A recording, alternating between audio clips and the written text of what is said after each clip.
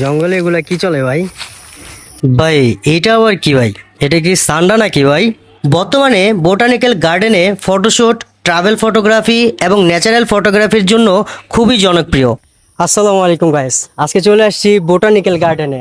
আর আমি আজকে বোটানিক্যাল গার্ডেনে যত কিছু হয় এখানে আসলে সেফ কিনা জায়গাটা, এজন্য আমি আসছি আর ভিডিও করে আজকে আমি পুরোটা আপনাদের দেখাবো। তো আমার ভিডিওটা আপনারা আজকে সম্পূর্ণ দেখবেন, অনেক কিছু দেখতে পারবেন ভাই।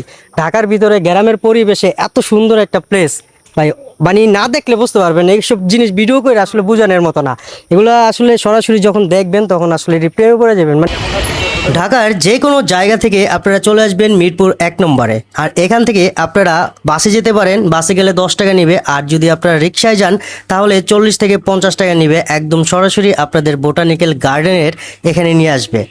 এটাই হচ্ছে জাতীয় উদ্ভিদ উদ্যান, অর্থাৎ ন্যাশনাল বোটানিক্যাল গার্ডেন, যার অবস্থান হচ্ছে ঢাকার মিরপুরের 1 নম্বর, যা চিড়িয়াখানার পাশেই অবস্থিত। এটা হচ্ছে ম্যাপ, আপনারা একটু ভালো করে দেখে নেবেন। এটা বোটানিক্যাল গার্ডেনের অন্যতম আকর্ষণ হলো আমার বাম পাশে থাকা এই গোলাপ বাগান। বছরে বিভিন্ন সময়ে এখানে নানান রঙের গোলাপ ফুটে থাকে। লাল, হলুদ, সাদা সব ধরনের গোলাপই এখানে দেখা যায়। গার্ডেনের পাশেই রয়েছে সুন্দর এই লেক। লেকের পাশে দাঁড়ালে চারপাশের সবুজ পরিবেশ পানিতে প্রতিফলিত হয়ে অসাধারণ দৃশ্য তৈরি করে। বিকালের সময় এই জায়গা সবচেয়ে সুন্দর লাগে।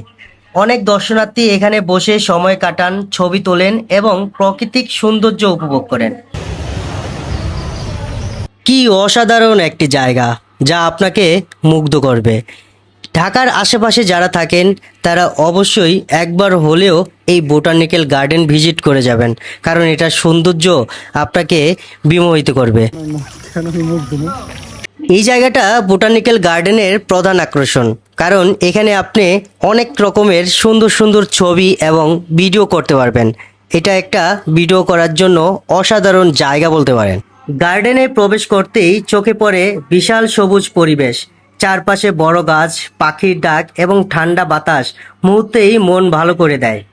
ঢাকার ব্যস্ত শহরে এমন শান্ত পরিবেশ খুব কমই দেখা যায়, তাই প্রতিদিন অসংখ্য দর্শনার্থী এখানে ঘুরতে আসে। এখানে হাঁটার জন্য রয়েছে দীর্ঘ রাস্তা, ছায়াঘেরা পথ এবং সুন্দর সুন্দর বাগান। যারা প্রকৃতির মাঝে কিছু সময় কাটাতে চান তাদের জন্য এটি একটি আদর্শ স্থান। জাতীয় বোটানিক্যাল গার্ডেন 1961 সালে প্রতিষ্ঠিত হয়। তৎকালীন পূর্ব পাকিস্তান সরকারের উদ্যোগে এটি গড়ে তোলা হয়েছিল। পরবর্তীতে স্বাধীন বাংলাদেশের বন অধিদপ্তরের অধীনে এর কার্যক্রম পরিচালিত হয়। প্রতিষ্ঠানের মূল উদ্দেশ্য ছিল বিভিন্ন প্রজাতির গাছপালা সংরক্ষণ, গবেষণা এবং শিক্ষামূলক কার্যক্রম পরিচালনা করা। বর্তমানে এটি বাংলাদেশের সবচেয়ে বড় উদ্ভিদ সংরক্ষণ কেন্দ্র হিসেবে পরিচিত। কখন আসছেন এখানে? এই তো ভাই সকালে চলে আসছি। একাই আসছেন? একা না, ফ্রেন্ড সাইকেল নিয়ে আসলাম। আচ্ছা, গার্লফ্রেন্ড নাকি? না, গার্লফ্রেন্ড না ভাই, আমার সব বন্ধু বান্ধব। তা কেমন লাগতেছে ঘুরে? ভালোই লাগতেছে, পরিবেশটা খুবই শান্তশিষ্ট, গাছগাছালি।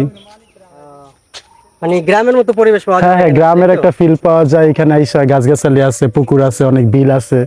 এদিকে এখানে আসছেন প্রথম নাকি আর কোথাও গেছেন? হ্যাঁ, ঈদে গতকালকে নামাজ টামাজ পরে বাসায় ছিলাম, আজকে একটু বের হলাম।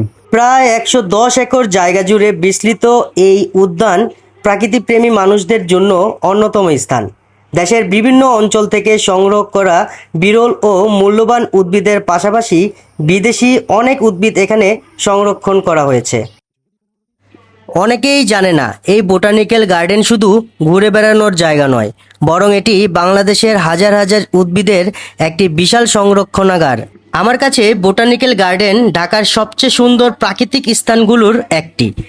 যারা পরিবার নিয়ে ঘুরতে চান, বন্ধুদের সঙ্গে সময় কাটাতে চান কিংবা প্রকৃতির মাঝে কিছুটা শান্তি খুঁজছেন, তাদের জন্য এটি একটি চমৎকার জায়গা। এখানে এসে মনে হয় না যে আপনি ঢাকার মতো ব্যস্ত শহরের মধ্যে অবস্থান করছেন। তো বন্ধুরা, এই ছিল মিরপুর বোটানিক্যাল গার্ডেনের ভ্রমণের সম্পূর্ণ অভিজ্ঞতা এবং সংক্ষিপ্ত ইতিহাস। ভিডিওটি যদি আপনাদের ভালো লেগে থাকে তাহলে অবশ্যই একটি লাইক করবেন, কমেন্ট করে যাবেন কেমন লেগেছে, এবং এমন আরও ট্রাভেল ও ঐতিহাসিক স্থান নিয়ে ভিডিও দেখতে চাইলে আমার চ্যানেলটি সাবস্ক্রাইব করে যাবেন।